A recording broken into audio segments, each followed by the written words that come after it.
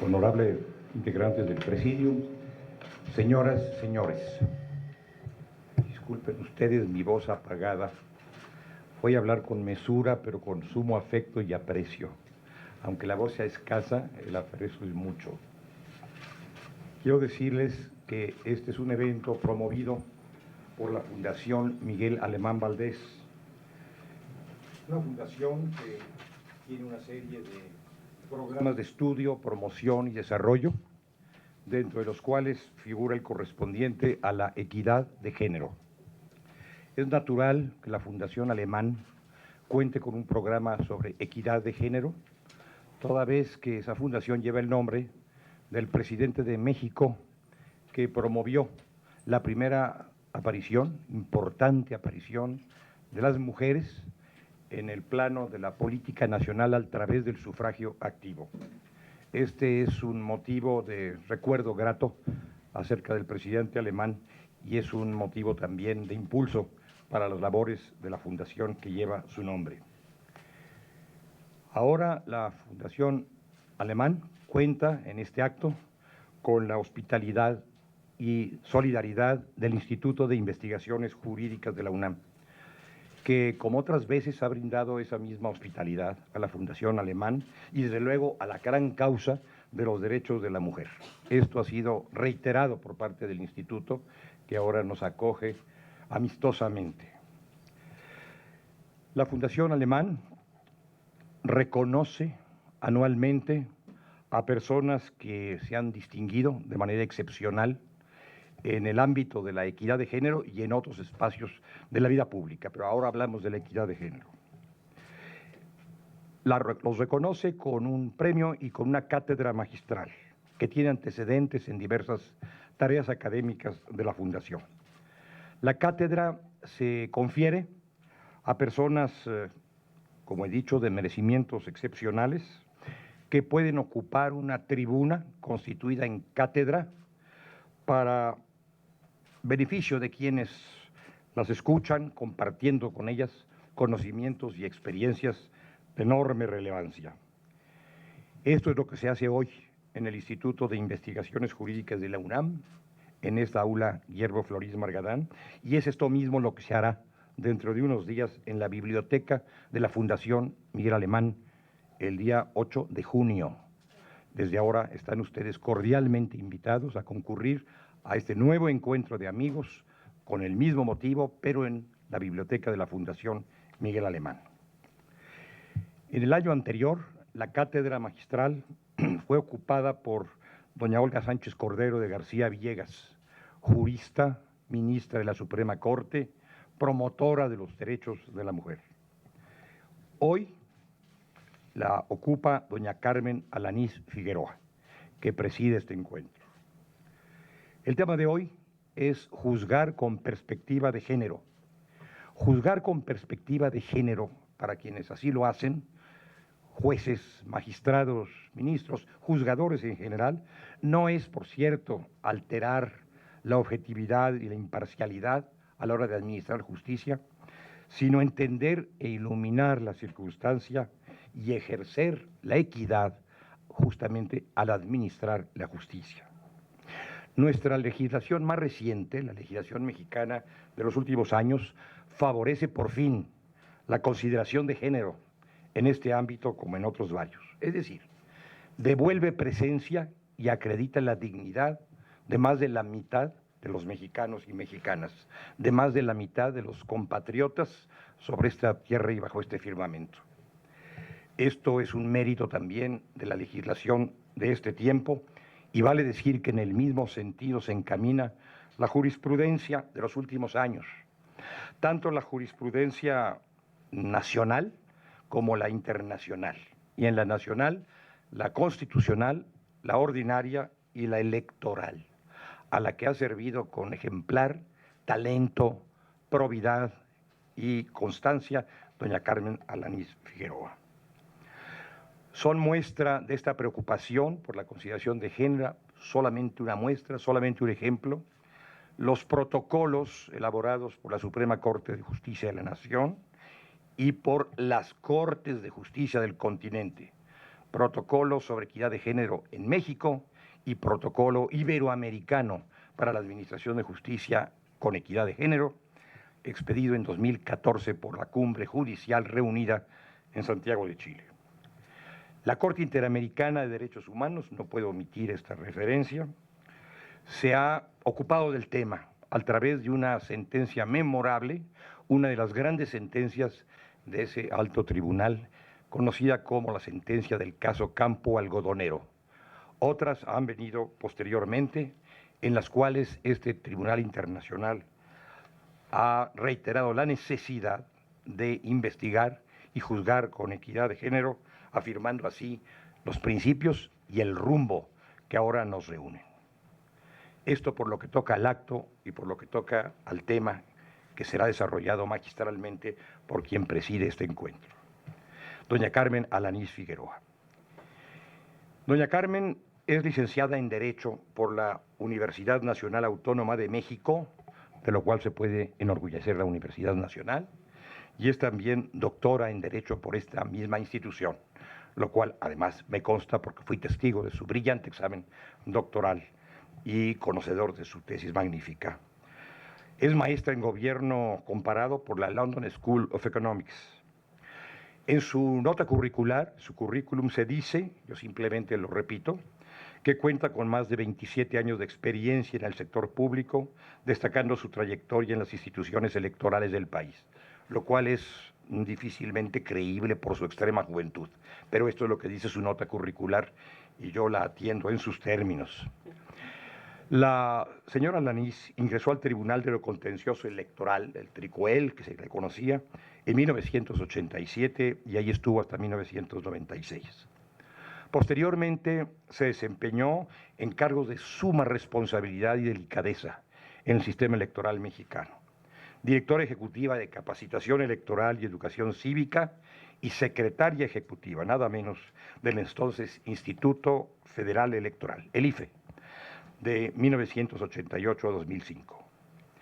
Es magistrada del Tribunal Electoral del Poder Judicial de la Federación, el vigente Tribunal Electoral de la Federación, desde 2006.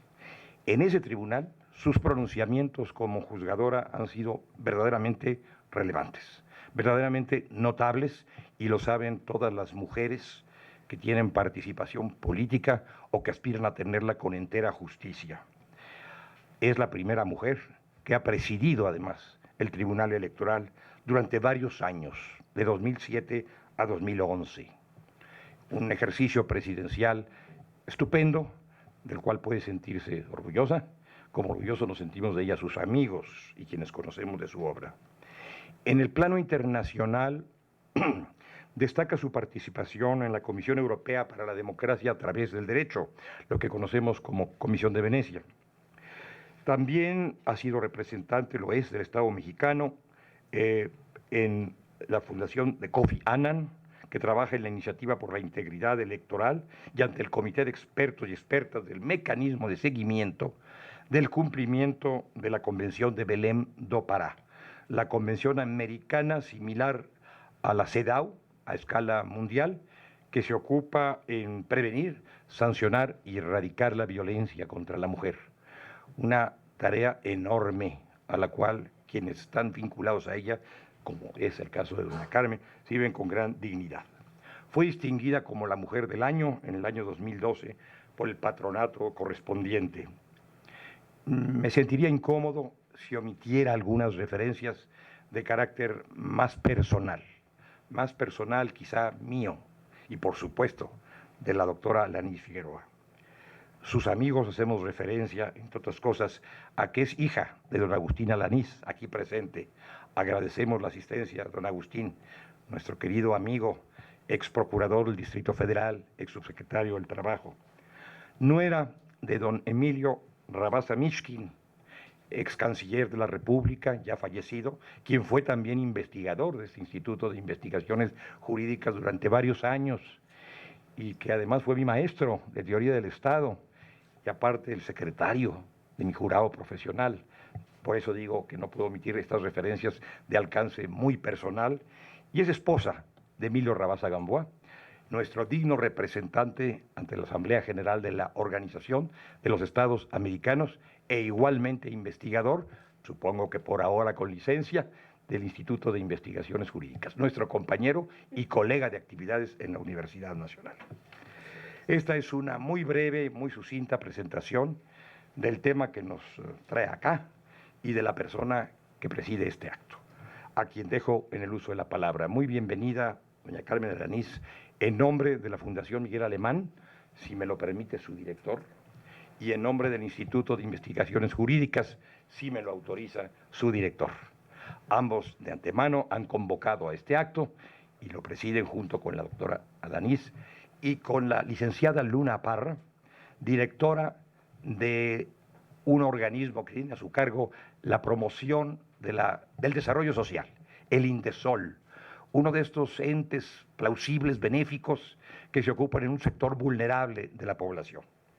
La licenciada Luna Parra también nos privilegia con su amistad y con su presencia de varios años ya, de muchos años ya, pero no tantos, también se trata de una persona muy joven, en las tareas de promoción y defensa de los derechos de las mujeres. No agregaré nada más, como no sea para ceder la palabra a doña Carmen Alanís Figueroa. Tiene usted la palabra, magistrada.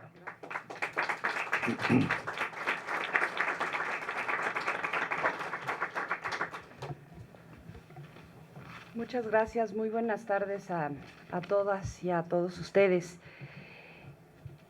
Doctor Sergio García Ramírez, doctor Alejandro Carrillo, doctor Pedro Salazar, maestra María Angélica Luna Parra, licenciada Luz Helena Cabrera. Es para mí un honor estar sentada en esta mesa con ustedes. Muchas gracias por esta amable presentación, doctor Sergio García Ramírez.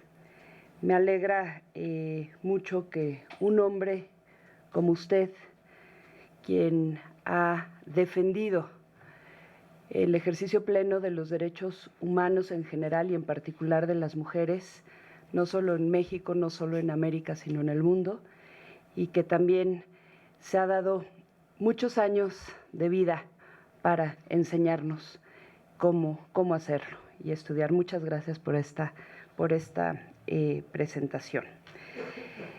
Muchas gracias a don Alejandro Carrillo y a toda la Fundación Miguel Alemán por otorgarme este privilegio y este beneficio de la Cátedra de Equidad de Género este año. Realmente quisiera aclarar ante esta audiencia que mi trabajo por la defensa de los derechos de las mujeres es un trabajo conjunto, colectivo, es un trabajo de lucha en el que nos hemos unido muchas mujeres y algunos varones también por la defensa y el ejercicio pleno de los derechos en México y sobre todo en los últimos tiempos.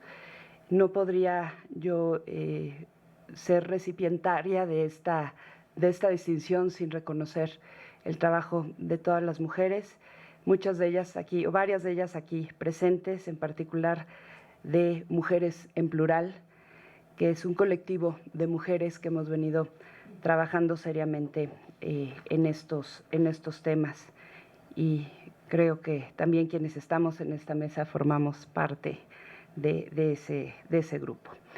Agradezco, por supuesto, a quienes en la Fundación Miguel Alemán pusieron mi nombre sobre la mesa. Es una distinción.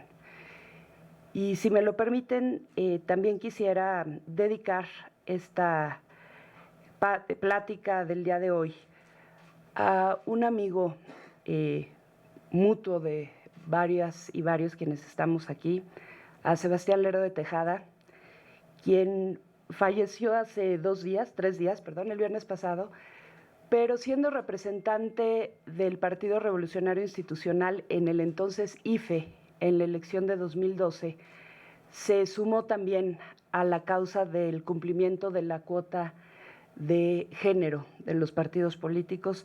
Don Sergio lo recordará muy bien que los líderes de los partidos políticos fueron juntos al Tribunal Electoral, juntos los líderes de los tres principales partidos, a decir que no había mujeres. Y Sebastián era el representante del PRI en el instituto y me decía, es que te van a interponer en el tribunal como 200 juicios ciudadanos. En realidad le habían dicho, diles a la magistrada, a los magistrados que vamos a presentar 25,000 juicios. Y él matizaba y jugó un papel muy importante y también es un aliado y seguirá siendo por las mujeres. Y quiero dedicarle también esta plática del día de hoy, si me lo permiten. Y me da un gran gusto que todas y todos los que están aquí presentes hayan decidido venir, porque todavía en México no es fácil convocar a un panel, a una conferencia, a una cátedra, en donde el tema es la equidad de género. Y juzgar con perspectiva de género, creo que mucho menos, pero entiendo que esto en la Universidad Nacional Autónoma de México y en el Instituto de Investigaciones Jurídicas, en donde tenemos como su líder y como su director a un hombre comprometido con los derechos humanos. Esto ha venido cambiando también en las últimas fechas. Me honra ser distinguida con esta cátedra, pero también me exige un mayor compromiso con México y con las mujeres. El hecho de que el primer acto que materializa esta cátedra sea dictar una conferencia en mi alma mater, en la Universidad Nacional Autónoma de México y particularmente en el Instituto de Investigaciones Jurídicas, a mí me complace muchísimo. Es lo mínimo que una egresada de esta universidad puede hacer, regresar y compartir con la comunidad académica la experiencia que ha tenido en años de aplicación de los conocimientos adquiridos, pero aclaro, no para venir a enseñar, sino para someterme a la revisión crítica de todas y de todos ustedes en esta casa académica. Y he decidido aprovechar este espacio para hablarles de lo que significa juzgar con perspectiva de género. Y antes de darme valor para compartir con ustedes conceptos y algunas ideas que me parecen importantes y algunas otras atrevidas, quiero agradecer la presencia de mi padre en este acto, de mi hermana, porque él me da también, y me lo ha dado toda la vida, el valor para enfrentar algunos aspectos muy importantes de mi vida. ¿Por qué me parece que juzgar con perspectiva de género, decidí hablar de juzgar con perspectiva de género? Uno, porque me parece que es un concepto, en realidad un método, que está de moda. Por ahí empecemos. Y por tanto, muchas personas, inclusive juzgadores y juzgadoras, lo utilizan sin saber realmente lo que implica. Y qué mejor foro para abordarlo aquí. En segundo lugar, por mi calidad de jueza constitucional. Me permite hablarles de este tema desde un lugar en el que he tenido la oportunidad de juzgar con perspectiva de género y de experimentar, permítanme decirlo sin referirme a que experimentamos con los casos particulares juzgando, pero en cuanto al método, sobre el avance que logra en la tutela de los derechos humanos de las mujeres. 3, porque es notorio que después de años y años en los que las propias mujeres trataron de colocar en el debate jurídico el análisis del derecho con enfoque de género, hoy este método, el de juzgamiento con perspectiva de género, por fin está permeando en la Suprema Corte de Justicia de la Nación, en el Tribunal Electoral del Poder Judicial de la Federación y en otras instancias de la justicia. Y esto lo podemos constatar en las tesis, en las jurisprudencias que están aprobándose en los cuerpos jurisdiccionales. Y esto, no obstante, la persistencia lamentable todavía de criterios arcaicos, como el caso de Yakiri Rubio, quien finalmente la semana pasada ya fue absuelta del delito que, permítanme decirlo así, vergonzosamente le imputaban. Yaquiri Rubio fue acusada del delito de homicidio en legítima defensa con exceso de violencia contra Miguel Ángel Ramírez Ayala, el hombre que la violó e intentó asesinarla. Esto le valió estar presa 2 meses y medio, después pudo seguir su proceso en libertad y finalmente obtuvo una sentencia absolutoria. Este caso evidencia cómo los estereotipos machistas permean en quien procura e imparte justicia, todavía desafortunadamente. Es lamentable que una chica haya tenido que vivir la experiencia de Yaquiri y que al acudir a las autoridades haya sido revictimizada. Su caso, y aquí subrayo también la importancia de la socialización de estos temas, este caso generó una gran solidaridad y movilización social, lo cual abonó sin duda en que hoy se encuentre absuelta y además sea candidata a asambleísta en el Distrito Federal, registrada por el partido Movimiento Ciudadano, de víctima a candidata. Dicho lo anterior, entro en materia. Estructuraré mi presentación en 5 preguntas a partir de 2 rubros, como se muestra en la pantalla. Conceptos básicos: ¿cuál es la diferencia entre sexo y género? ¿Qué es la perspectiva de género? Juzgar con perspectiva de género, 3 preguntas. ¿Por qué juzgar con perspectiva de género? ¿Cuáles son las premisas para juzgar con perspectiva de género? ¿Y qué elementos se tienen que tomar en cuenta para juzgar con perspectiva de género?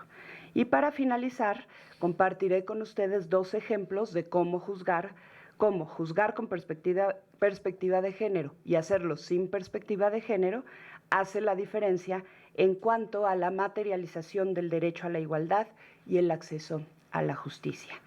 Gran parte de los contenidos de esta presentación quiero aclarar que se basan en el protocolo para juzgar con perspectiva de género que elaboró la Suprema Corte de Justicia de la Nación, y lo comento para que quien no lo conozca acuda a ese protocolo y, si es juzgador, lo aplique. Me gustaría mucho saber cuántas personas del público ubican esta diferencia fundamental.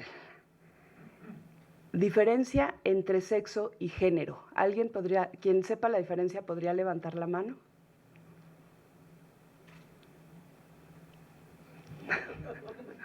Bueno, vemos que mujeres y muy pocas manos. En el presidium no vi una, ¿sí? Bueno, realmente damos por hecho que sabemos todos y todas la diferencia. Les pido una disculpa a quienes sí tienen claro este concepto, pero la experiencia me ha enseñado que es importante no partir de la idea de que todos sabemos la diferencia, y por eso me gustaría brevemente señalarla. Cuando hablamos de sexo, nos referimos a lo biológicamente dado, por tanto, en principio inmutable. Cuando hablamos de género, hacemos referencia a lo culturalmente construido, al conjunto de características, actitudes, roles sociales, culturales e históricamente asignados a las personas en virtud de su sexo. Todo eso es modificable cuando hablamos de género. Y la distinción entre sexo y género ha sido de gran ayuda para cuestionar los roles, las jerarquías, las asignaciones de poder, valoraciones, etcétera, que a partir de los cuerpos de las personas la sociedad patriarcal ha establecido. En la siguiente diapositiva, en esta que están viendo, podemos de forma gráfica ver la manera en que los cuerpos de las personas han determinado las expectativas que se tienen de las mismas personas a partir de lo biológicamente femenino y masculino. El papel reproductivo del cuerpo de las mujeres ha sido determinante y es un buen ejemplo para explicar este sistema. El hecho de que el cuerpo de las mujeres sea biológicamente apto para el embarazo ha generado una serie de estereotipos sobre cómo deben comportarse y construir sus proyectos de vida hombres y mujeres. Por ejemplo, anteriormente no se reconocía a los hombres la licencia de paternidad, porque se presumía que las mujeres son las más aptas para cuidar a las y a los hijos. Premisa falsa y que, por cierto, además ya se considera discriminatoria y obstaculiza también a los hombres ejercer su paternidad. Así, se asume también que las mujeres quieren y deben casarse con un hombre, ser fieles, ser madres, trabajar en casa, ser bonitas, sensibles, con una capacidad natural para los roles de cuidado, con interés y habilidad especial para desarrollarse en el ámbito privado y, en todo caso, adornar presidiums.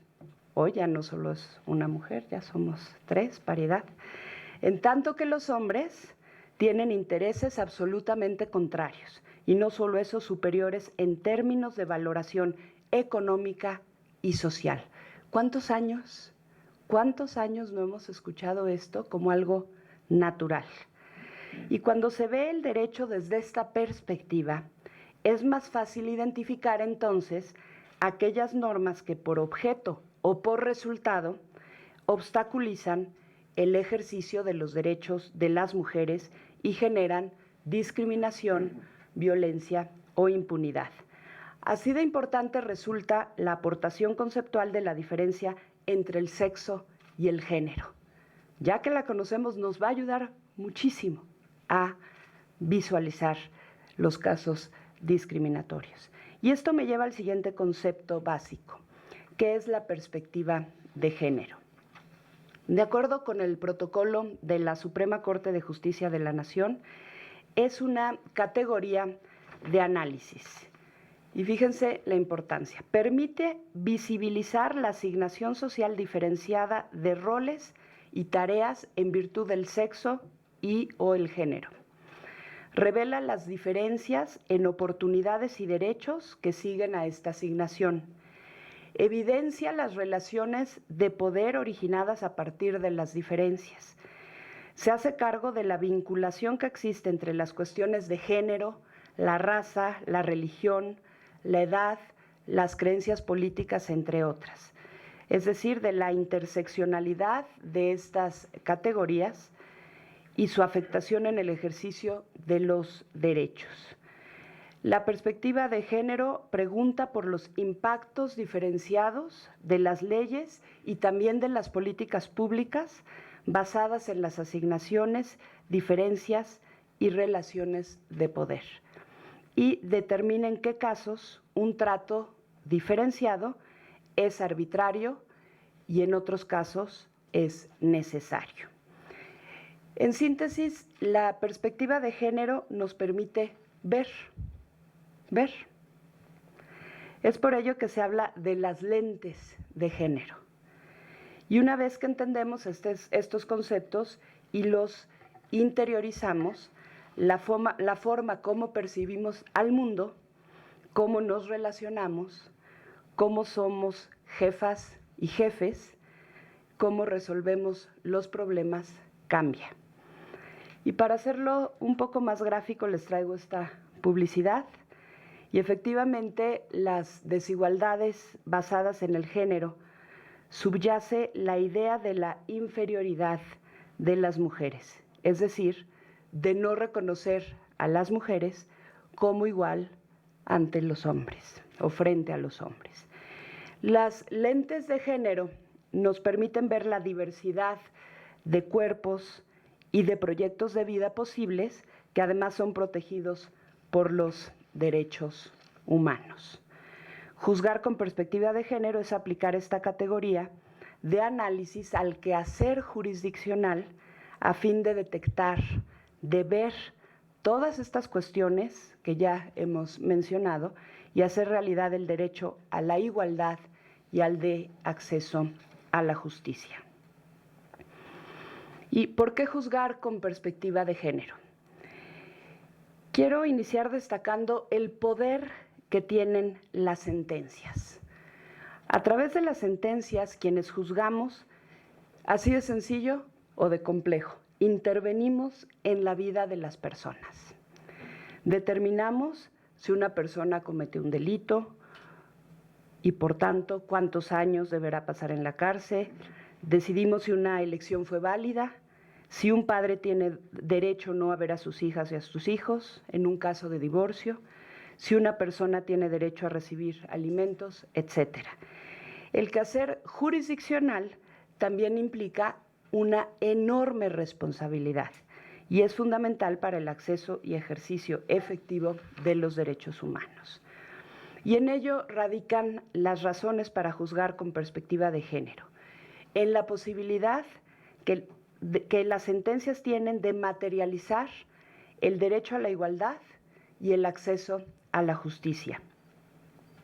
Como saben, la igualdad es un derecho, también es un principio que, conforme a la opinión consultiva 18 de la Corte Interamericana de Derechos Humanos, es fundamental y sobre él se erige todo ordenamiento jurídico y, por tanto, ningún acto en su contra puede considerarse válido.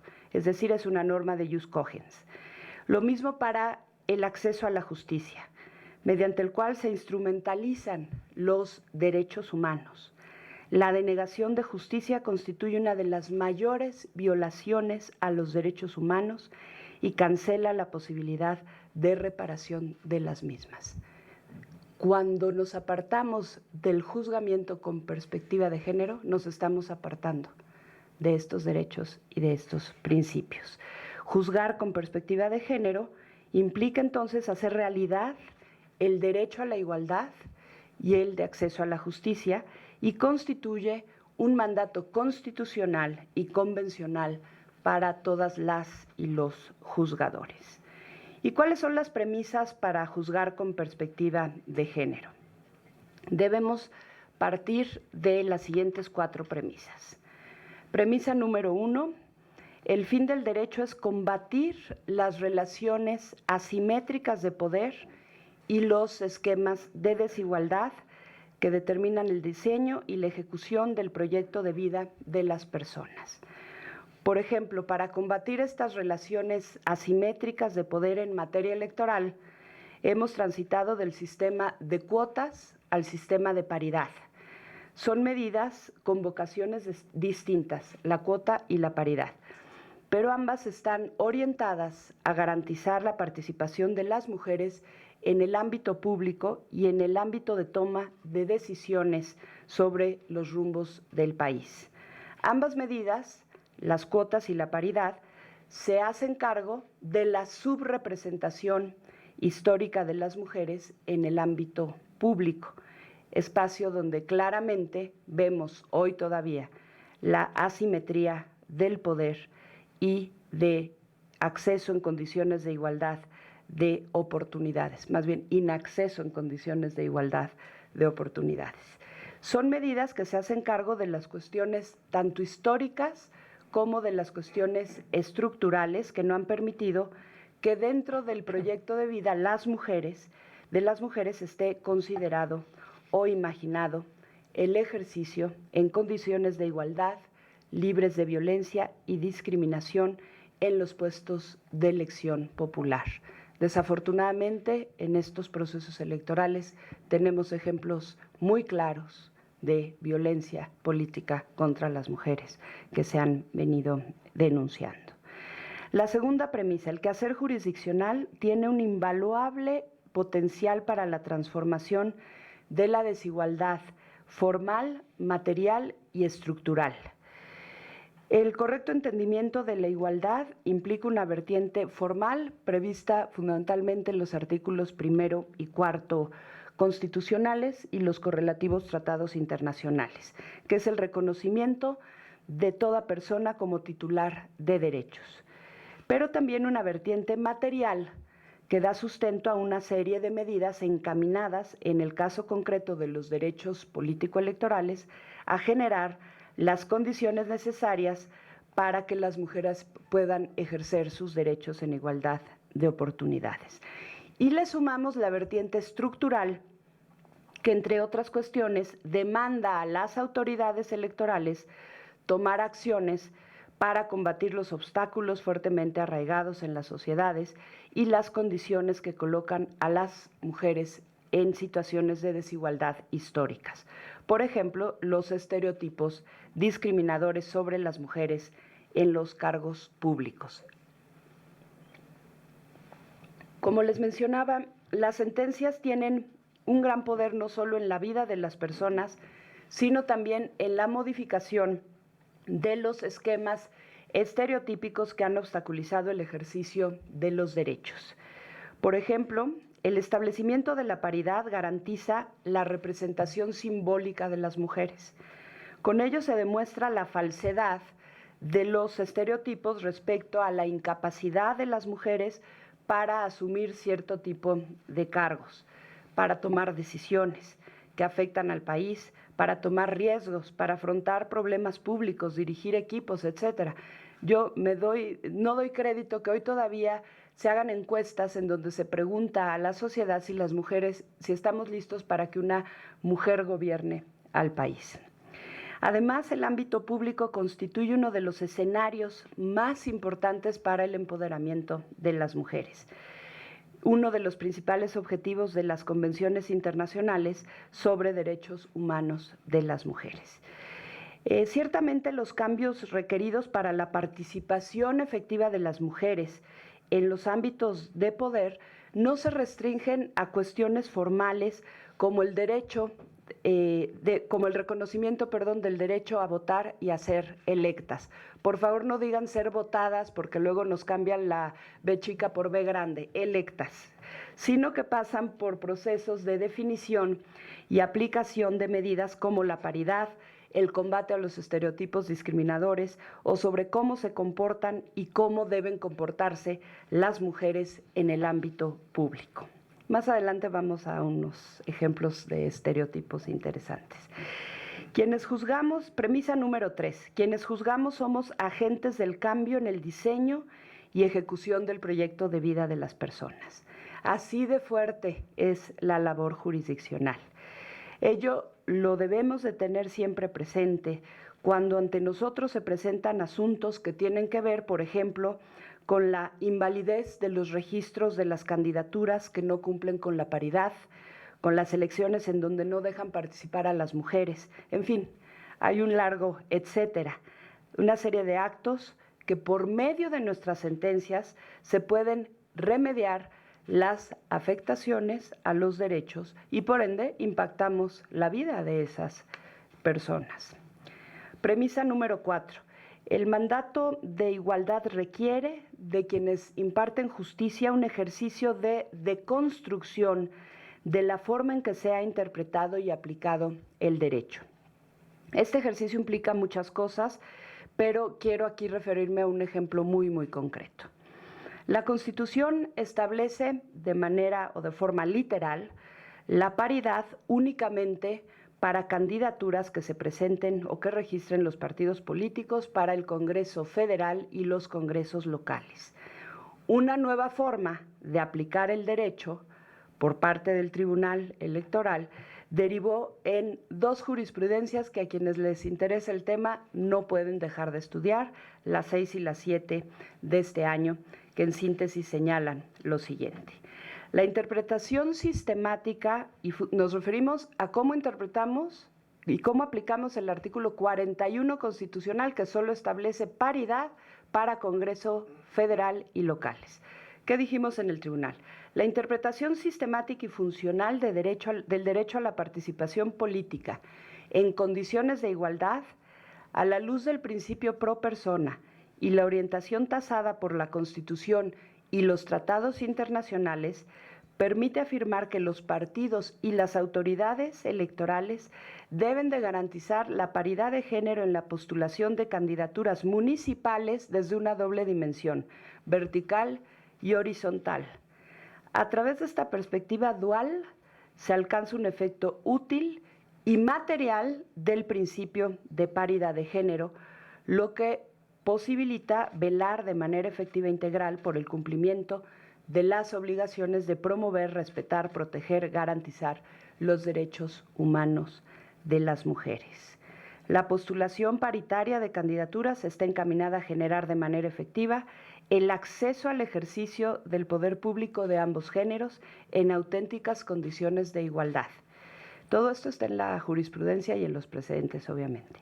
El principio de paridad emerge como un parámetro de validez que dimana del mandato constitucional y convencional de establecer normas para garantizar el registro de candidaturas acordes con tal principio, así como medidas de todo tipo para su efectivo cumplimiento, por lo que debe permear en la postulación de candidaturas para la integración de los órganos de representación popular, tanto federales, locales como municipales, a efecto de garantizar un modelo plural e incluyente de participación política en los distintos ámbitos de gobierno. Junto con estas dos jurisprudencias, se logró aprobar otras dos, también jurisprudencias, en las que se reconoce lo siguiente.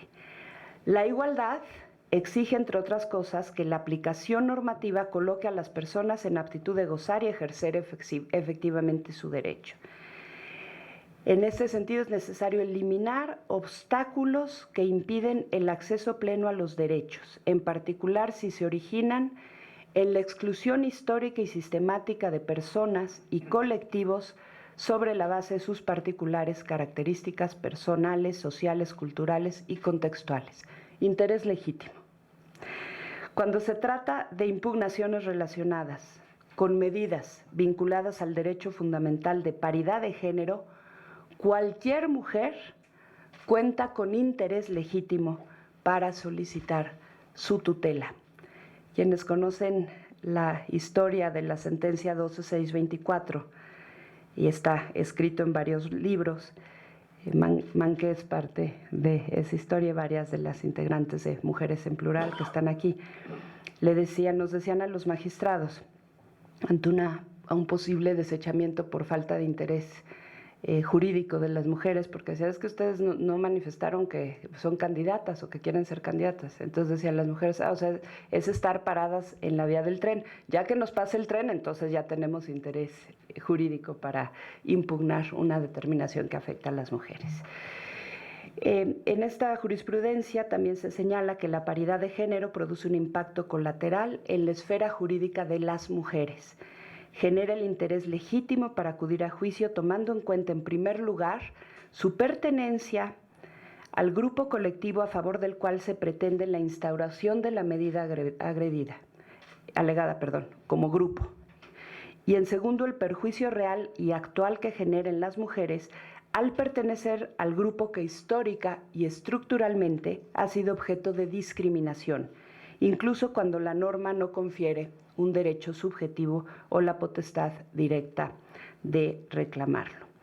Y cuando se trate de impugnaciones relacionadas con la tutela de principios y derechos constitucionales establecidos a favor de un grupo histórica y estructuralmente discriminado, cualquiera de sus integrantes puede acudir al juicio, al tratarse del mecanismo de defensa efectivo para la protección de los mismos.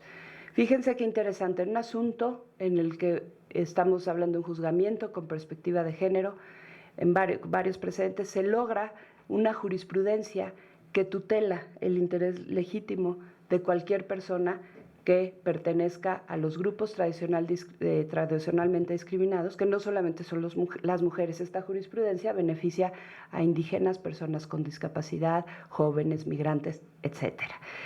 Entonces ya abrió o expandió la tutela de personas que pertenecen a estos grupos.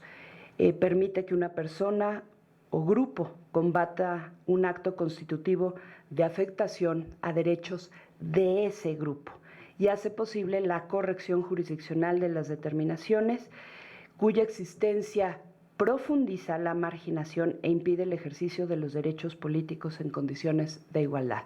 Fíjense lo que se logra con estas sentencias, este juzgamiento con perspectiva de género, cuando en el 2012 si se hubiera desechado la famosa sentencia 12624, no hubiéramos avanzado ni en el cumplimiento de cuotas, ni en la reforma constitucional de paridad, y ahora con estas jurisprudencias. Estas 4 jurisprudencias representan un gran avance, insisto, para las mujeres, pero para también los grupos y personas tradicionalmente discriminadas. Pasamos ahora a los elementos que se tienen que tomar en cuenta para juzgar con perspectiva de género. Menciono algunos de ellos. En primer lugar, evitar la reproducción de estereotipos. Sería muy lamentable que en la propia sentencia reprodujéramos alguno de estos. ¿Qué son los estereotipos? Son las características, las actitudes, los roles que estructuralmente en una sociedad son atribuidas a las personas en razón de su sexo y o género. También en razón, por ejemplo, de la edad, la discapacidad, la religión, la nacionalidad, pero me voy a concentrar en sexo y género. Los estereotipos de género también contribuyen a la estratificación y subordinación social y están profundamente validados por la sociedad y desafortunadamente en la mayoría de las ocasiones ya arraigados en la misma sociedad. Estereotipos como los que comentaba en un inicio, por ejemplo, la incapacidad de los hombres para hacerse cargo de las y los hijos, la incapacidad de las mujeres para ocupar cargos públicos. De acuerdo con Rebecca Cook, que es una de las tratadistas o estudiosas de los estereotipos más reconocida, ella concluye, por supuesto, compartimos que los estereotipos son discriminatorios y jurídicamente relevantes cuando niegan un derecho o beneficio, cuando imponen una carga y cuando marginan a la persona o vulneran su dignidad. Algunos ejemplos de estereotipos discriminadores que pueden estar presentes al juzgar son los siguientes. Voy a dar unos ejemplos, seguramente ustedes conocen muchos más. Las mujeres no son capaces de ejercer cargos públicos porque tienen responsabilidades familiares. Es por eso que constantemente a las candidatas les preguntan cómo van a hacer para cuidar a sus hijos e hijas si son electas. Diario vemos esas preguntas. Cómo los medios cubren las campañas de las mujeres candidatas y se abocan a su forma de vestir, la blusa, la minifalda, el botox de las candidatas en 8 columnas, primeras planas. Las mujeres que son golpeadas por sus parejas son responsables de lo que les sucede, puesto que no denuncian la violencia y siguen viviendo con ellos. Otro ejemplo, las mujeres son víctimas de violencia sexual por su vestimenta y lenguaje corporal. Existen actividades laborales que son mejor desempeñadas por las mujeres que por los hombres. Tal es el caso de aquellas que tienen que ver con las cuestiones secretariales. Quienes juzgamos debemos de aprender también a identificar estos estereotipos que pueden generar inacceso a la justicia. Un ejemplo, ya lo mencionaba el doctor García Ramírez, es Campo Algodonero.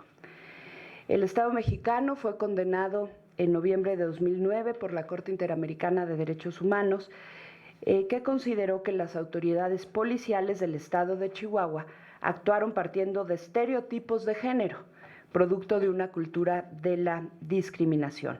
Y la Corte hace énfasis en la manera en cómo los estereotipos reproducidos por las autoridades afectaron la investigación y las desapariciones. Los funcionarios públicos consideraban que las víctimas, o sea, las mujeres, eran voladas, que se fueron con el novio, no están desaparecidas, se fueron con el novio, pretendiendo justificar su inacción, que concluyó con los lamentables homicidios de las mujeres. La Corte consideró que las autoridades no actuaron con la debida diligencia frente a las denuncias, lo que generó impunidad, revictimización y discriminación en el acceso también a la justicia. Cada vez es más frecuente encontrar sentencias que utilizan el derecho nacional de origen internacional y se debe, entre otras muchas cosas, a los efectos de la discusión en la Suprema Corte del asunto Rosendo Radilla, en el Tribunal Electoral, de hecho, desde antes de esa discusión y las jurisprudencias correspondientes ya estábamos aplicando tratados internacionales. Podemos ver cómo en las tesis y jurisprudencias se citan y aplican tratados como la CEDAW, la Convención Belém do Pará. Se toman en cuenta observaciones generales del Comité para la Eliminación de todas las formas de discriminación contra la mujer, casos resueltos en el sistema universal y en el interamericano. Pero respecto a este punto, lo que más me interesa enfatizar es que si bien es necesario traer la argumentación de tratados internacionales y la interpretación que de los mismos han hecho los órganos respectivos, es indispensable el ejercicio de argumentación y evitar lo que Francisca Pou ha denominado el formalismo mágico. Y cómo hay sentencias con formalismo mágico, ¿verdad? De acuerdo con esta académica, el formalismo mágico consiste en la práctica de invocar formalmente o enunciativamente el principio de igualdad o la CEDAW en una sentencia, creyendo que con eso ya estamos resolviendo con perspectiva de género. Y qué equivocación. Y el riesgo, nos advierte Cook, advierte que la cita de fuentes normativas políticamente correctas o hermosas normas paraguas desincentive la provisión de razones y argumentos por parte de quienes juzgan. Y eso es fundamental en la enseñanza de la argumentación jurídica.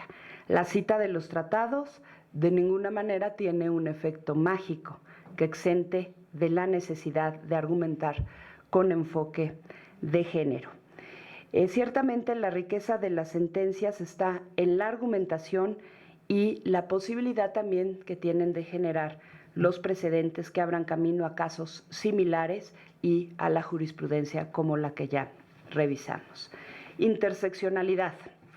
Al momento de juzgar tenemos que tomar en cuenta esto, la interseccionalidad, es decir, que el sexo y el género conviven con otras categorías que pueden profundizar la desigualdad en el acceso a los derechos humanos.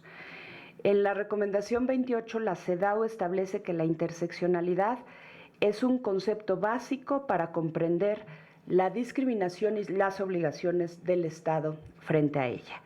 Las mujeres están unidas de manera indivisible a otros factores que ya mencionábamos: la raza, el origen étnico, la religión, las creencias, las condiciones físicas, la edad, la orientación sexual, la identidad de género, entre otras. Y los estados también debemos de reconocer estas formas entrecruzadas de discriminación y también eliminar su impacto negativo, combinando en las mujeres afectadas. Estoy haciendo referencia al quehacer jurisdiccional, pero no hay que perder de vista la imprescindible labor que realizan también las y los legisladores respecto a la atención de todos estos factores que se entrecruzan con el sexo y el género. Y evidentemente en el ejercicio de los derechos político-electorales de las mujeres, pues el tema se nos complica y sobre todo cuando se trata de mujeres indígenas. Ahí tenemos un serio problema.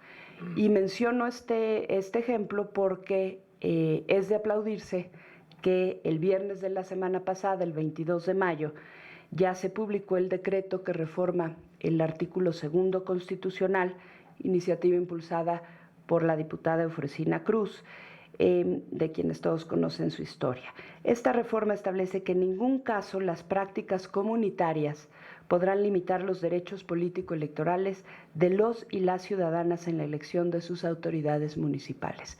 Lo que en muchos años no se quiso decir. Los usos y costumbres o los sistemas normativos internos no pueden violar derechos humanos, y aquí estamos hablando de los derechos político-electorales de las y los ciudadanos.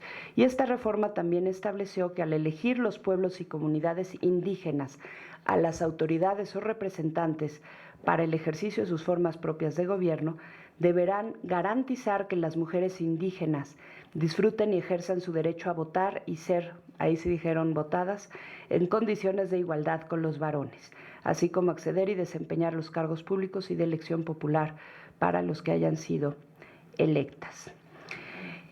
Ahora quiero presentarles dos ejemplos en los que se evidencia cómo podemos identificar o tener sentencias muy distintas con y sin perspectiva de género y casos análogos.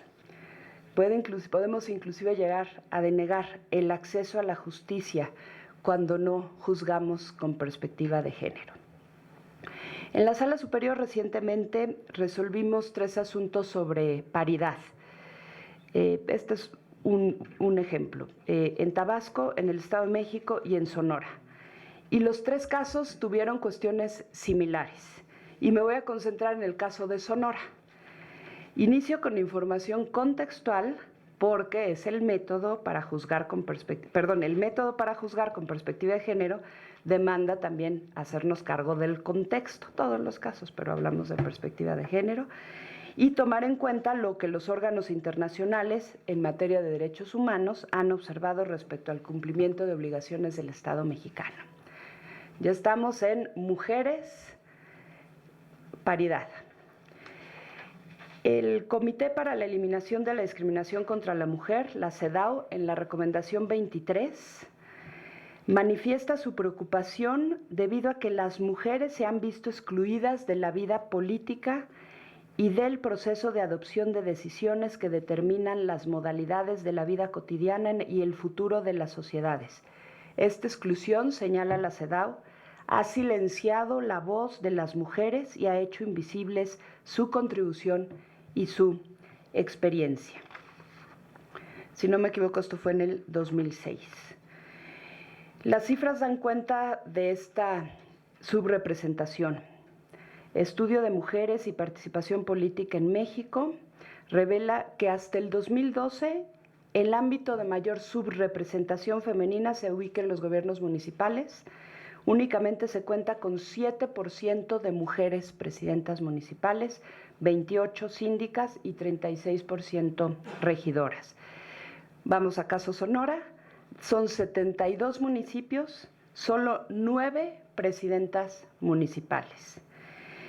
En el 2006, la CEDAW manifestó su preocupación por el reducido número de mujeres en puestos directivos municipales, expresamente, y recomendó a México fortalecer las acciones para aumentarlo e introducir medidas especiales de carácter temporal a fin de acelerar las gestiones para facilitar el ascenso de las mujeres a puestos de liderazgo. Pasan 6 años, 2012, CEDAW reconoce avances del Estado mexicano encaminados a que las mujeres participen en la vida política, sentencia 12624, cuota cumplida por partidos políticos, pero recomienda que se dé cumplimiento al marco jurídico electoral en el plano estatal. Recomienda derogar incluso las disposiciones discriminatorias y sancionando el incumplimiento de las cuotas. Y recomienda que se eliminen los obstáculos que impiden a las mujeres participar en la vida política en los planos estatal y municipal. La impugnación en Sonora versó sobre un acuerdo emitido el 25 de marzo por el Consejo General del Instituto Electoral Estatal de Participación Ciudadana del Estado de Sonora, por medio del cual se aprobó el criterio de aplicación de la paridad y alternancia de género en las solicitudes de registro de candidaturas a diputaciones por el principio de mayoría y representación proporcional y las planillas de ayuntamiento. Lo que se dice registro de candidaturas, lo que conocemos como registro de candidaturas en Sonora, para esta elección. Las mujeres que impugnaron el acuerdo fueron en juicio ciudadano, ahí es donde reconocemos ya el interés legítimo de mujeres, fueron a la sala regional, Sala Guadalajara, y la sala regional pero desechó la demanda por estimar que las promoventes carecían de interés para promover dicho juicio. Nos fuimos para atrás. Entonces, cuando llegue el asunto a sala superior es cuando ya corregimos y viene el primer precedente. Entramos al estudio de 3 temas: interés legítimo, jurisprudencia, reconocimiento de paridad horizontal a nivel municipal, es decir, paridad en presidencias municipales, no solamente la integración del ayuntamiento, sino si el Estado tiene 72 municipios, entonces el 50% deberán de registrar a mujeres candidatas presidentas municipales y el otro 50% varones. Y la instrumentalización o instrumentación de la paridad horizontal en un contexto en donde el proceso electoral se encontraba ya avanzado, al punto de que las campañas ya habían dado inicio. Esos son los tres aspectos que quiero destacar de la sentencia. Tenemos un cuadro que muestro en pantalla. Voy a subir al blog del tribunal la conferencia completa para quien le interese y para quienes no alcanzamos a ver la pantalla. En este cuadro podemos ver cómo juzgar con perspectiva de género lleva resoluciones diferentes en la sala regional y en la sala superior. Y les recomiendo mucho el voto particular mío y de Manuel González Oropesa en los casos que perdimos. Interés legítimo. Con el entendimiento de acceso a la justicia y tutela judicial efectiva, reconocimos interés legítimo. Cualquier mujer, por pertenecer al grupo de mujeres tradicionalmente discriminadas, tienen interés y pueden presentar los medios de impugnación ante el tribunal. La sala regional desechó. Entonces ahí tenemos juzgar con y juzgar sin. Por lo que se refiere al reconocimiento a la paridad horizontal a nivel municipal, la mayoría de los magistrados que integran la sala regional reconocieron la obligación de los partidos y las autoridades electorales de garantizar paridad horizontal a nivel municipal debido a lo avanzado del proceso electoral y a la certeza que debe darse al mismo. Sala superior, no es posible ordenar los cambios reconocidos para garantizar la paridad. Es decir, sí debe de haber paridad horizontal, 50%, pero ya está muy avanzado el proceso electoral, entonces la ponderación de derechos, yo voté en contra de esa determinación. Para mí no puedes decir que se violaron los derechos humanos, pero ahí te veo para el próximo proceso electoral. Pero bueno, ya fue la sentencia de la sala y quedó en voto particular. Posponer el ejercicio de los derechos humanos a la siguiente elección para las mujeres de este caso, Sonora, me pareció delicado. Instrumentalización de la paridad horizontal en el contexto donde el proceso electoral ya encontraba avanzado al punto de que las campañas habían dado inicio. También otro argumento que fue parte del debate es que el 29 de abril resolvimos el asunto en sala superior. El registro de candidaturas venció el 21 de abril. Las campañas empezaron el 25, es decir, eran 4 días que llevaban las campañas políticas. Y sí es cierto, tiene efectos muy, muy complejos, porque se vinculan las autoridades administrativas electorales a cambiar los registros, si ya imprimieron boletas, que no era el caso, ¿no? Pero las campañas, en fin, pero ¿de qué estamos hablando? De los derechos. Aquí entonces también podemos visualizar claramente dos posiciones con una lente de perspectiva de género y otra sin perspectiva de género. Argumentos respetables, por supuesto, y fue la decisión de la sala superior. Y por otro lado, si estos son los argumentos que prevalecen, entonces, ¿cuáles son los efectos negativos que además podemos generar a todo lo que hemos estudiado, que ha tenido que evolucionar y cambiar? Pues el indebido actuar de los partidos políticos y las autoridades electorales, pues con este tipo de decisiones, pues van a decir, ya avanzadito el proceso, entonces ya no nos va a obligar nadie a no cumplir con la paridad. El criterio determinante, este argumento, nos llevaría a afirmar que el avance del proceso es el criterio determinante para dejar sin consecuencias un acto que violenta los derechos humanos de las mujeres. Se estaría abriendo un periodo de tiempo dentro del proceso electoral en el que pueden entonces cometerse estas violaciones. Y a partir del enfoque de género a pesar de que en estos casos se votó y lo que aprobó la sala es que no aplicaba para Sonora, Estado de México y Nuevo León, pero toda la argumentación se construyó sobre la base de lo que he platicado en esta conferencia, es decir, perspectiva de género, paridad horizontal, se violaron los derechos políticos de las mujeres, interés legítimo, por eso se pudo construir la jurisprudencia. Es decir, no se materializó, no se instrumentó para el proceso electoral, este proceso electoral en esos 3 estados, pero toda la argumentación de la Sala Superior era en el sentido que pudimos avanzar. Y para concluir, quiero mencionar otro ejemplo que me parece muy claro de la perspectiva, juzgar con perspectiva de género.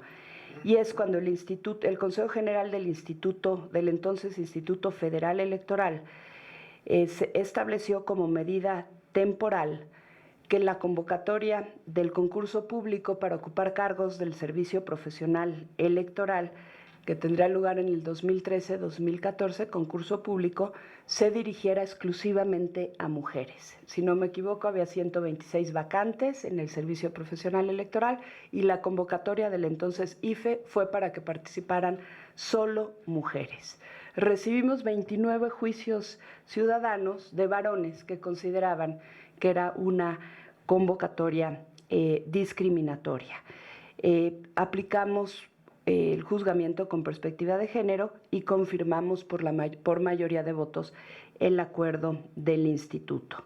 Esta medida especial, consideramos en la sentencia, contribuía a revertir la integración desigual que existía en el servicio profesional electoral de carrera, permitiendo, fíjense nada más, poquito, pero se avanzó, del 21 al 25% la conformación o la conformación de género femenino el servicio profesional electoral, es decir, del 21 al 25% la presencia de las mujeres en la conformación del servicio.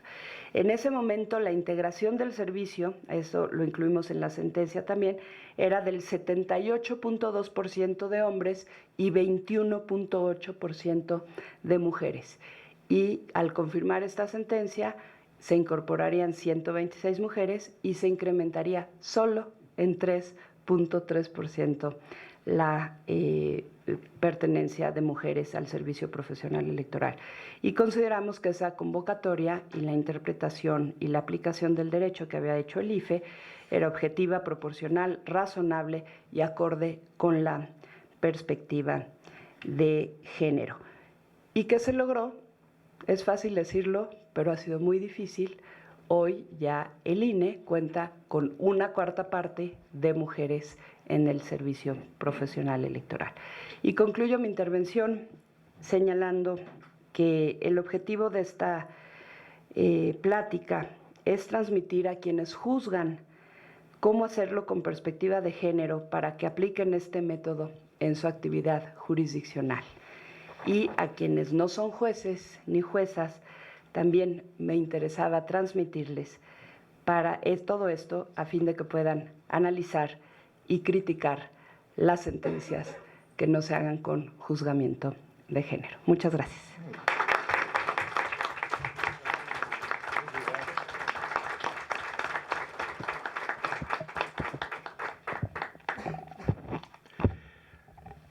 Muchas felicidades y muchas gracias, doctora María del Carmen Alanís, por su magistral conferencia, que acredita sus merecimientos y su posición de gran integridad y verticalidad, de gran talento y eficacia en la promoción y defensa de los derechos legítimos, justos, debidos de las mujeres.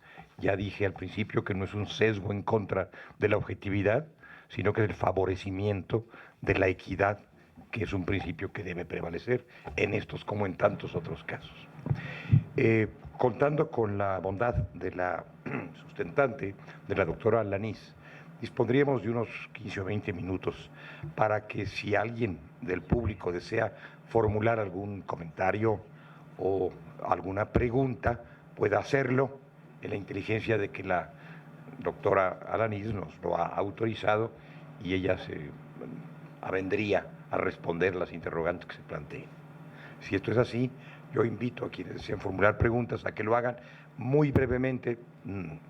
Disponemos de 15 o 20 minutos, bueno, los otros 5 minutos los agregué por mi cuenta, 15 minutos, digamos, con indulgencia de hasta 20 para estas preguntas y respuestas. Sí, se me sugiere con todo acierto que quien haga la pregunta, por favor exprese su nombre y si proviene de alguna institución también nos lo haga saber. Sí, es tan amable, señorita, por favor.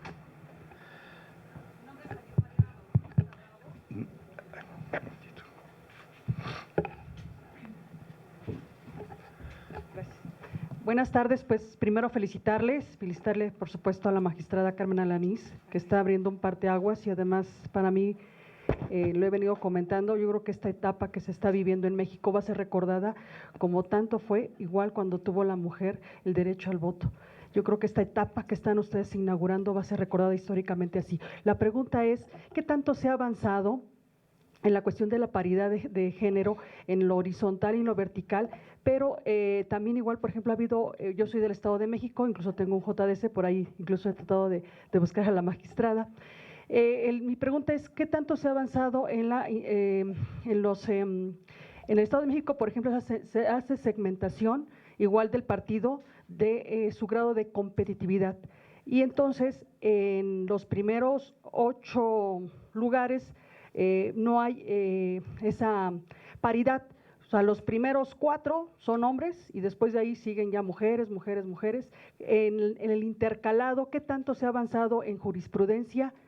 Porque si bien puede ser una cuestión igual de la paridad, no es un asunto, como ya se comentó, matemático, nada más del 50-50, sino de la cuestión horizontal y vertical. En el Estado de México sí está aprobado igual que sea la paridad en la cuestión de puestos de la Diputación local, al Congreso local, pero en la cuestión de los primeros lugares aparecen hombres. Muchas gracias. ¿Le parece bien si recogemos otras 2 preguntas y usted recoge, por favor?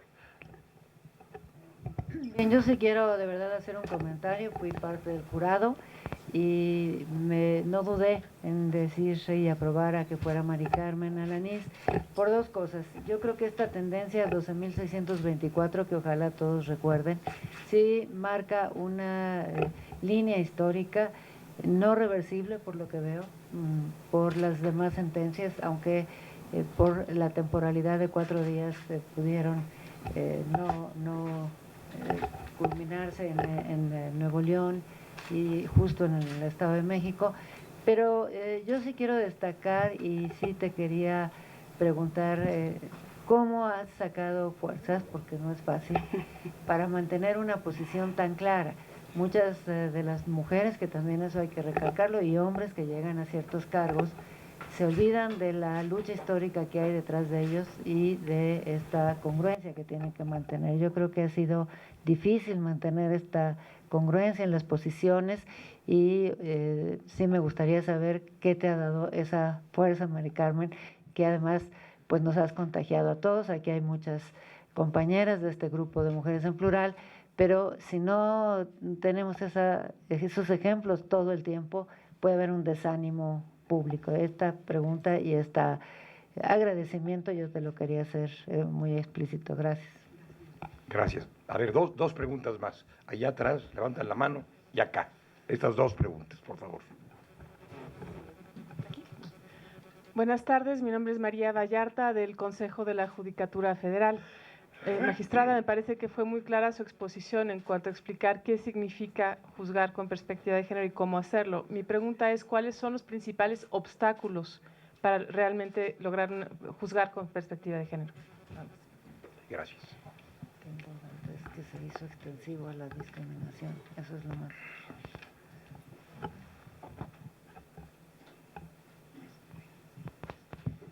Buenas tardes, mi nombre es Angélica Puerto, vengo del estado de Querétaro. De verdad es que es un placer estar aquí con la magistrada. Vengo de un estado, aparte de ser un estado represor, vengo de un estado donde hasta hace algunos meses, y esperemos que esta sentencia a nosotros nos cambie, nos encontramos en el último lugar de participación política de la mujer, ¿sí? Cuando se viene todo este proceso electoral, tuvimos la fortuna de meter y solicitar, y nuestro Tribunal Electoral del Estado de Querétaro da una sentencia con una paridad, dándonos una paridad en la verticalidad, cosa que tuvimos a bien premiar por parte de nuestro Tribunal Electoral del Estado. Pero para esto no se nos dio la horizontalidad, la solicitamos por parte de las… Ahí sí se nos otorga la horizontalidad, pero nos quitan la verticalidad. Nos dicen, ¿sabes qué?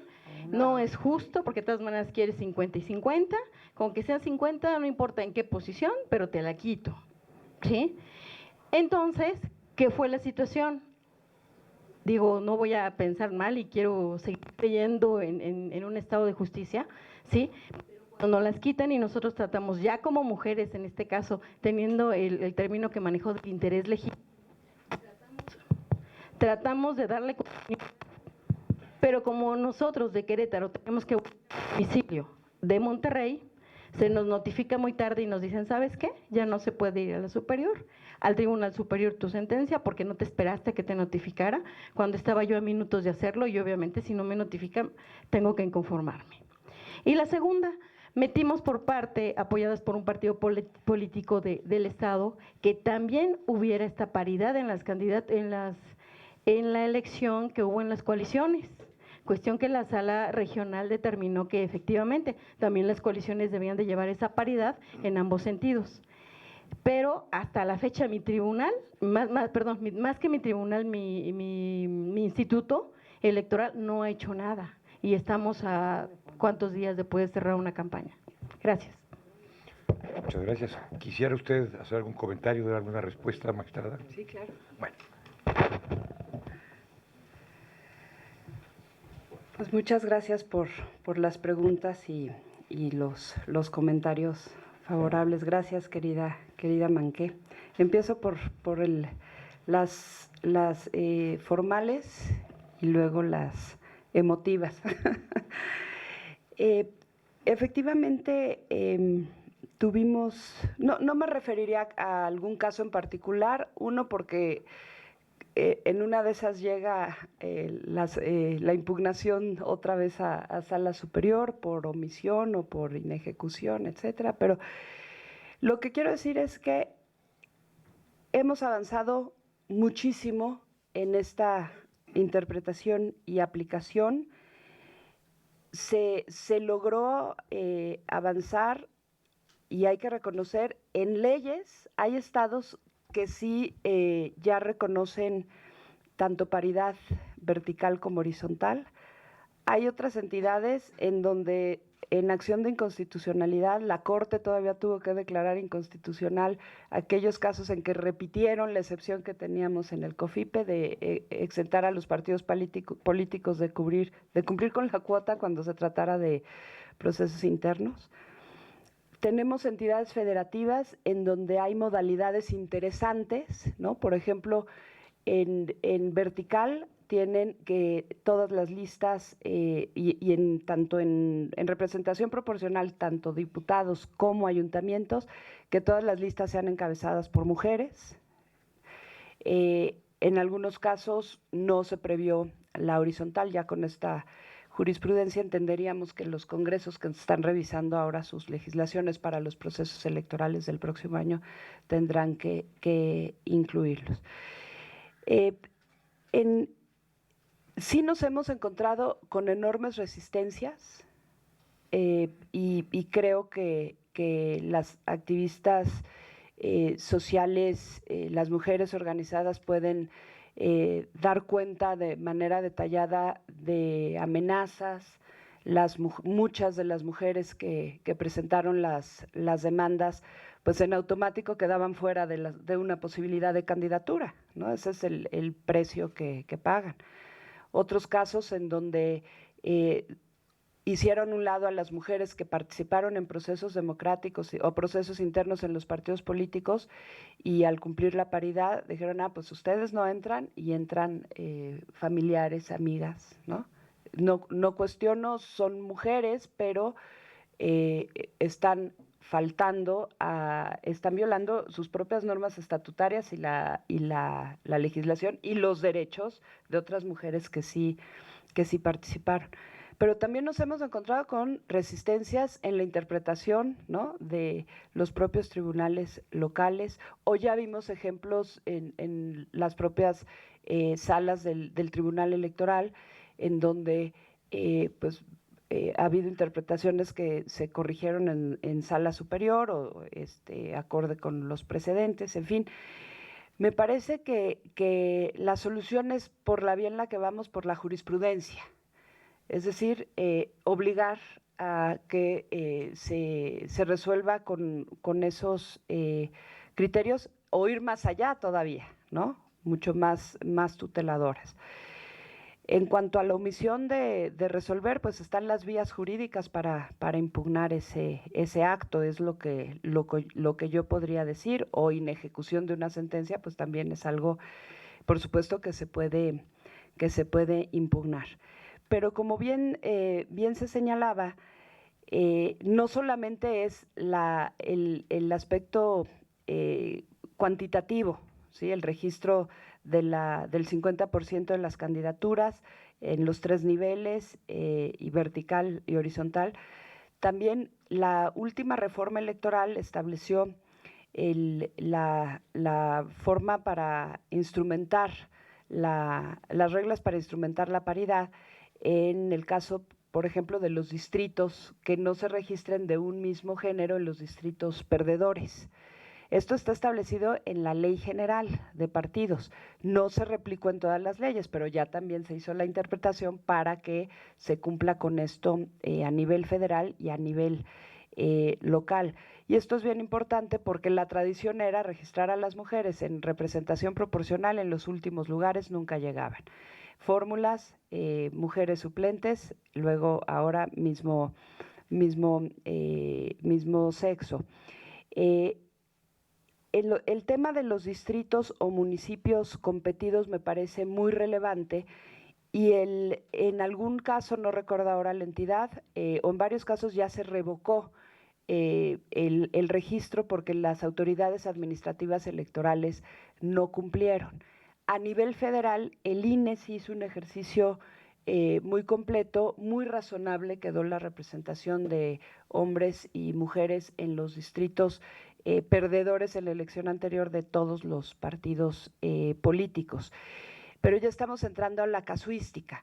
O sea, me parece o yo estoy convencida que tenemos ya evidentemente que forzar a las autoridades administrativas electorales ya a cumplir con la regla constitucional de paridad en congresos, con la jurisprudencia, paridad vertical y horizontal en municipios, y las modalidades que establezca en el ejercicio de la libertad configurativa que tienen los congresos de los estados, tendríamos que estarlas analizando caso por caso. Pero en síntesis, sí hay una resistencia todavía de autoridades administrativas y autoridades jurisdiccionales. Lo que yo diría es agotar las vías impugnativas.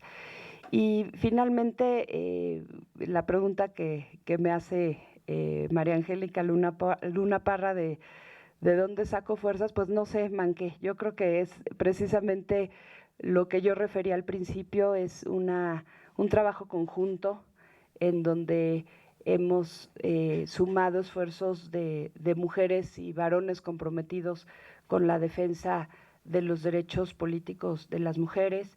En el tribunal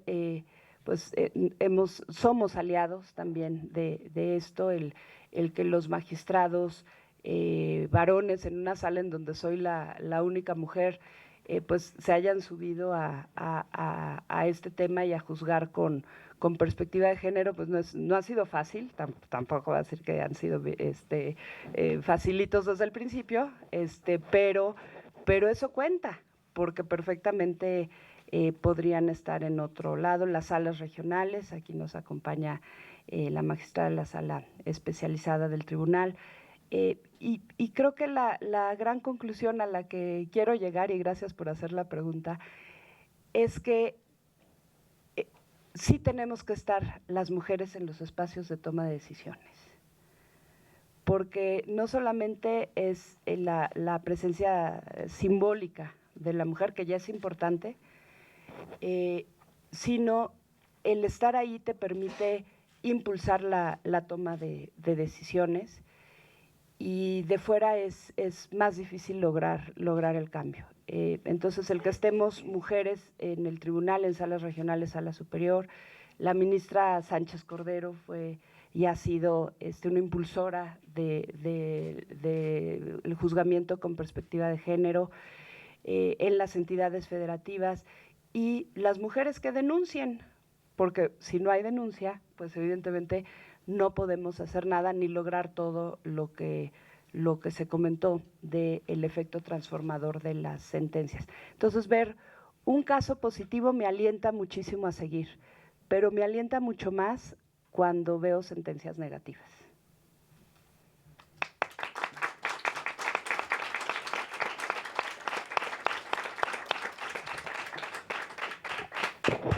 El doctor Alejandro Carrillo Castro, director general de la Fundación Miguel Alemán, hará entrega de un reconocimiento a la doctora María del Carmen Alanís Figueroa.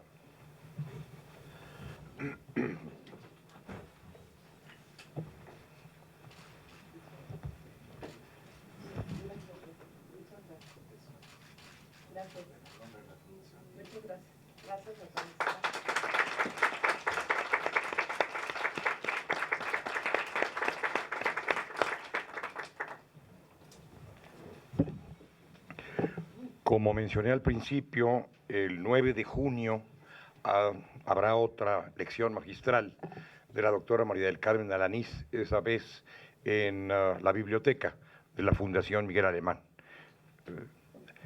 Los invitamos cordialmente a concurrir y a difundir la noticia de este nuevo encuentro para poder tener acceso a la experiencia y al conocimiento de la doctora Alanís.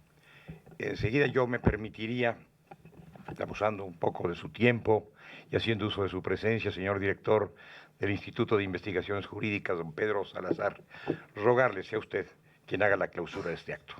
Con mucho gusto, don Sergio.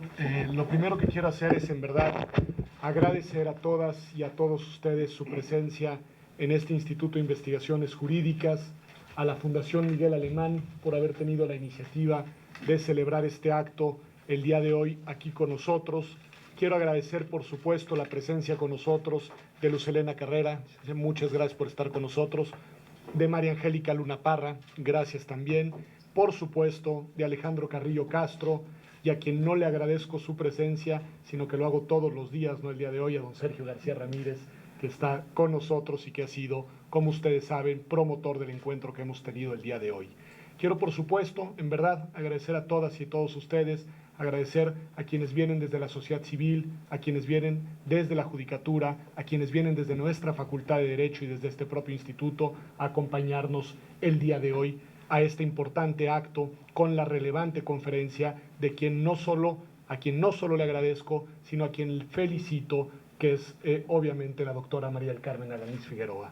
Quiero felicitarte, Mari Carmen, si me lo permites, somos amigos de hace muchos años, por tu compromiso, por tu convicción, y ya lo decía de alguna manera en su pregunta María Angélica Luna Parra, por tu resistencia. Estos son temas que solo cambian y solo impactan en la realidad cuando existe en verdad, digamos, tenacidad detrás de la lucha por ellos. Por lo mismo también quiero reconocer a la Fundación Miguel Alemán, porque me parece que tener cátedras como esta, generar espacios como estos, darle lugar a estos temas, es una manera de contribuir a que el juzgar, pero en general la perspectiva de género, vaya ocupando espacios. Desde este hilo conductor, y diré muy poco más en los minutos que siguen, de diferenciar entre sexo y género, una diferencia fundamental, María del Carmen Alanís ha sabido recordarnos no solamente el papel que tiene la justicia, sino el margen que tienen los juzgadores para hacer interpretaciones que desde el derecho y sin abandonarlo transformen en manera incluyente, en manera paritaria, en manera igualitaria las dinámicas sociales. Y no es menor la referencia a la distinción entre sexo y género, porque nos recuerda que el género tiene que ver con la moral positiva de las sociedades, y la moral positiva de las sociedades está históricamente determinada, es contingente y por lo mismo es cambiable. Y el derecho es reflejo de la moral positiva de una época, pero también puede ser un poderosísimo instrumento para transformarla. Y en ese sentido, utilizar al derecho de la manera más genuina y legítima como instrumento para transformar a la realidad, me parece que es un mérito de quien asume, como lo ha hecho María del Carmen Alanís, con compromiso, la tarea de juzgar con perspectiva de género, y es un reto, un desafío y una invitación para todos aquellos que desde otras sedes, desde otros miradores, desde otras responsabilidades, podemos contribuir y abonar en esa misma dirección. Así que sin más, agradeciendo de nuevo a todos y a todas y felicitando especialmente y agradeciéndole su conferencia a María del Carmen Alanís, declararía clausurado este estupendo acto el día de hoy aquí en el Instituto de Investigaciones Jurídicas.